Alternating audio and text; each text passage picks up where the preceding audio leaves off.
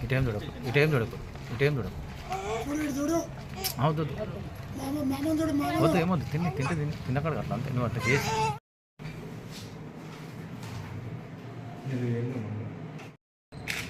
ఇక్కడ చూడు నన్ను అడిగితే అక్కడ 3 కొడుకులు ఉంటే ఒక కొడుకే పెళ్ళయింది, 2 కొడుకులు పెళ్ళి కాకముందే చనిపోయారని చెప్పింది. ఇలా చెప్పి దొంగసాటుగా నాకు తెలియకుండా రిజిస్ట్రేషన్ చేసుకొని మా భూములను అమ్మేస్తుంది. నేను అడిగితే అసలు అమ్మలేదని చెప్తుంది. ఈ ఊర్లో కూడా ఇక్కడ న్యాయం చేస్తలేరు. 3 డేస్ నుంచి తాళం ఉంది, ఇంటికి తాళం పెట్టి ఎక్కడికైనా తెలియదు.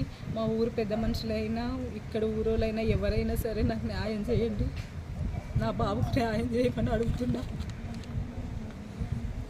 కొమరేలి హేమలత, మా ఆయన పేరు కొమరేలి రాజశేఖర్ రెడ్డి, మా చింతలగూడెం.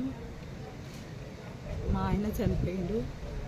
మా మామయ్యకు 3 కొడుకులు, 2వ బావ పెళ్ళి కాకముందు చనిపోయిండు. పెద్ద ఆయనకు ఒక బాబు ఉన్నాడు.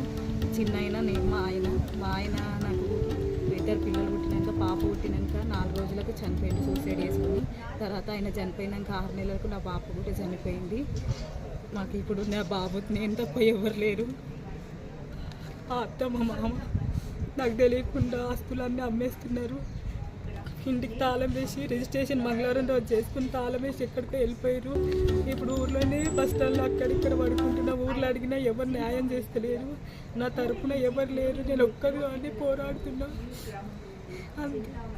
కనీసం మీరందరూ చూసే వాళ్ళన్నా నాకు న్యాయం చేయండి. ఇది కనీసం ఎమ్మెల్యే దాకా పోయేదాకానైనా చేయండి. నా మొక్కను చూడకపోయినా సరే నా కొడుకు భవిష్యత్తు చూడండి. దీంట్లో అమ్మినైనా చిరగోని శంకర్ యాదవ్ ఉండు, మా ఊరు బొమ్మకంటి కిషోర్ అన్న, ముసుకు రాజిరెడ్డి, వీళ్ళందరూ కలిసి మా తోడి కోడలే మా అత్త మా మామను అన్వేషి ఎక్కడ తీసుకుపోయారో కూడా తెలియట్లేదు. కాల్ చేస్తే కూడా రెస్పాన్స్ ఇవ్వట్లేదు.